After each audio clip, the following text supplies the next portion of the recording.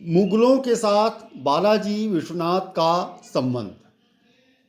बालाजी की सबसे महत्वपूर्ण उपलब्धि मुगलों तथा मराठों के मध्य एक स्थायी समझौते की व्यवस्था थी, जिसमें दोनों पक्षों के अधिकारों तथा प्रभाव क्षेत्र की विधिवत व्यवस्था की गई थी। इस समझौते के द्वारा शाहू के प्रभाव तथा प्रतिष्ठा में भारी वृद्धि हुई। शाहू की आंतरिक समस्याएं कम हुई तथा मराठों को मुगल साम्राज्य की उलझी हुई राजनीति में भाग लेने का अवसर प्राप्त हुआ।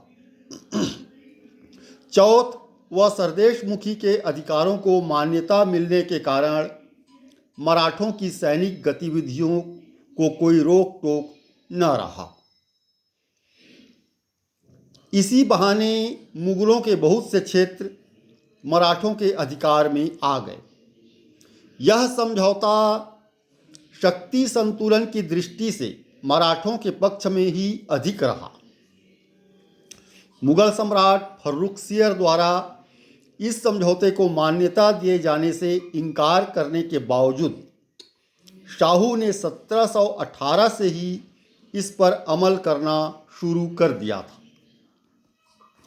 फर्रुखसियर तथा अब्दुल्ला खां के संबंध बिगड़ने के बाद जब हुसैन अली दक्कन से दिल्ली की ओर रवाना हुआ तो उसके साथ 15,000 मराठा फौज थी। यही नहीं, उक्त समझौते को विधिवत मान्यता दिलाने के लिए बालाजी तथा उसका बेटा बाजीराव व अन्य मराठा सरदार भी साथ आए। इसी बीच फर्रुखसियर को सैयद भाइयों द्वारा गद्दी से उतार दिया गया। वह 28 अप्रैल 1719 को उसका कत्ल भी करा दिया गया। नए सम्राट रफ़ी उद्दरजात ने, जो कि मराठों के हाथ की कठपुतली था, मराठों के साथ हुसैन अली द्वारा किए गए समझौते को मान्यता प्रदान की। इस संबंध में 3 मार्च तथा 13 मार्च 1719 में 2 फरमान जारी हुए, जिनमें क्रमशः चौथ व सरदेशमुखी के अधिकारों को मान्यता दी गई थी। एक अन्य इकरारनामा स्वराज्य क्षेत्र के संबंध में भी था, जिसकी तिथि ज्ञात नहीं है। एक इतिहासकार के शब्दों में मराठा इतिहास में इन दस्तावेजों का वही महत्व है जो अंग्रेजों के इतिहास में मैग्ना कार्टा था। इनसे मराठों की उत्तर व दक्कन में राजनीतिक शक्ति व प्रतिष्ठा दोनों में ही अपार वृद्धि हुई। दिल्ली का अभियान कई दृष्टियों से बालाजी के हित में रहा। अपनी यात्रा के दौरान राजस्थान से गुजरते समय उसे वहाँ की राजनीतिक स्थिति का अध्ययन करने का भी मौका मिला।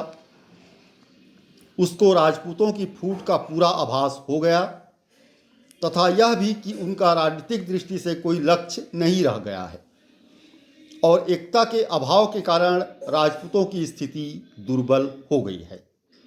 उसने मुगल सम्राट के चरित्र तथा दरबार की स्थिति, मुगल उमरा वर्ग के व्यक्तिगत द्वेष व दलबंदी तथा वैमनस्य आदि का भी बखूबी अध्ययन किया। मुगल सम्राट की शक्ति का पतन हो गया था तथा मुगल उमरा वर्ग की शक्ति में वृद्धि हो रही थी, किंतु उनमें पारस्परिक एकता का अभाव था। जो समर्थ थे वे अपने व्यक्तिगत प्रभाव की वृद्धि और स्वार्थ सिद्धि में लगे थे। उनमें से कुछ तो राजनीतिक दृष्टि से स्वतंत्र होने के भी महत्वाकांक्षी थे। राजनीति के पीछे साम्राज्य का हित सुरक्षित करने का लक्ष्य नहीं था, वरन अपने स्वार्थों की सिद्धि करने का लक्ष्य रहता था। केंद्रीय राजनीति को एक सूत्र में रखने के लिए केंद्र में एक समर्थ शासक की आवश्यकता थी, जिसका वहाँ अभाव था। परिणामतः मुगल साम्राज्य में प्रतिरक्षात्मक क्षमता का भी अभाव हो गया था। बालाजी ने मुगलों के प्रति अपनी नीति निर्धारण में उपर्युक्त सभी तथ्यों का बखूबी ध्यान रखा। अप्रैल 1720 में बालाजी की मृत्यु के पश्चात उसकी नीति का उसके उत्तराधिकारियों ने पालन किया। वह मराठों के हित में लाभ उठाया। मराठा इतिहास में बालाजी विश्वनाथ का महत्वपूर्ण स्थान है। उसकी निर्णय शक्ति तथा सूझबूझ अद्भुत थी।